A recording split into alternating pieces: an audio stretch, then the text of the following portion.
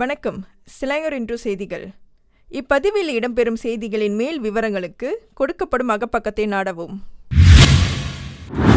மத பிரச்சனைகளை அரசியல் ஆயுதமாக, குறிப்பாக சுயநலனுக்காக எந்த ஒரு கட்சி அல்லது சமுதாய தலைமைத்துவமும் பயன்படுத்தக்கூடாது என பிரதமர் டாக்டர் அன்வர் இப்ராஹிம் நினைவுறுத்தினார். இச்செயலை தொடர்ந்தால் அது மக்களை பாதிக்கும். எனவே அரசாங்கத்தின் அணுகுமுறை உறுதியாக இருக்க வேண்டும். மனித கண்ணியம் மற்றும் மதத்தை இழிவுபடுத்துவது அனுமதிக்கக்கூடாது என்றார். பல்லின மக்கள் வாழும் இந்நாட்டில் இச்செயலை மேற்கொள்ளக்கூடாது. இஸ்லாம் நாம் மதிக்கும் அதிகாரப்பூர்வ மதம். ஆனால் நாம் நல்லிணக்கத்தை பேணுவோம். அதனை அரசியல் ஆயுதமாக பயன்படுத்தாதீர்கள் என பிரதமர் எச்சரித்தார். தஞ்சோங் காராங் பாரிட் உம்பாட் சுங்காய் புரோங்கில் அண்மையில் ஏற்பட்ட புயலால் பாதிக்கப்பட்ட பள்ளி மற்றும் வீடுகளை பழுது பார்க்க சிலாங்கூர் மந்திரி பசார் வாரியம் MBI 70,000 வெள்ளியை ஒதுக்கியுள்ளது என அதன் தலைவர் அஹ்மத் அஸ்ரி ஜைனல் நூர் தெரிவித்தார்.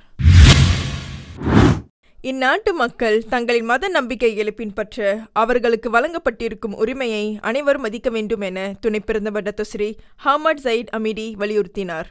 பல்லின மக்களிடையில் நிலவும் நல்லிணக்கத்தை கட்டிக்காக்க அது அவசியம் என அவர் அறிக்கை ஒன்றின் மூலம் வலியுறுத்தினார்.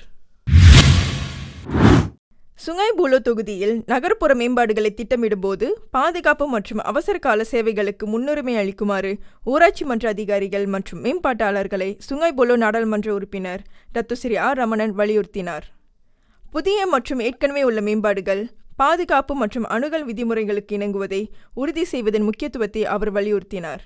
மேலும் இந்த பிரச்சினைகளை நிவர்த்தி செய்ய உள்ளூர் அதிகாரிகள் மற்றும் மேம்பாட்டாளர்கள் உள்ளிட்ட பங்குதாரர்களின் கவனத்தை ஈர்க்க இருப்பதாக துணை தொழில் முனைவோர் மேம்பாடு மற்றும் கூட்டுறவு அமைச்சரான ரமணன் கூறினார். நாட்டின் நல்லிணக்கத்திற்கு அச்சுறுத்தல் ஏற்படுத்தக்கூடிய எந்த ஒரு இனவாத சினமூட்டும் செயல்களையும் அனுமதிக்க வேண்டாம் என்று செந்தோசா சட்டமன்ற உறுப்பினர் டாக்டர் குணராஜ் வலியுறுத்தியுள்ளார். இந்த விவகாரத்தில் அனைத்து தரப்பினரும் அமைதி காத்து அதிகாரிகள் விசாரணை நடத்தி உரிய நடவடிக்கை எடுக்க இடம் கொடுக்குமாறு தாம் கேட்டுக்கொள்வதாக அவர் கூறினார். எந்த தரப்பும் நிலைமையை மோசமாக்கும் வகையான அறிக்கைகளால் பிரச்சனையை தூண்ட முயற்சிக்க வேண்டாம். சட்டம் யாருடைய தலையீடும் இன்றி தன்னிச்சையாக செயல்பட அனுமதிப்போம் என்று அவர் குறிப்பிட்டார். கனடா நாட்டின் புதிய பிரதமராக மார்க் கார்னி பொறுப்பேற்கின்றார். கட்சி தேர்தலில் லிபரல் வெற்றி பெற்றதை அடுத்து தற்போதைய பிரதமர் ஜஸ்டின் ட்ரூடோவுக்கு பதிலாக மார்க் கார்னி தேர்வு செய்யப்பட்டுள்ளார். நீண்டகால நட்பு நாடான அமெரிக்காவுடன் கனடா வர்த்தக போரில் ஈடுபட்டுள்ள நிலையில் இந்த தலைமைத்துவ மாற்றம் நடைபெறுகிறது.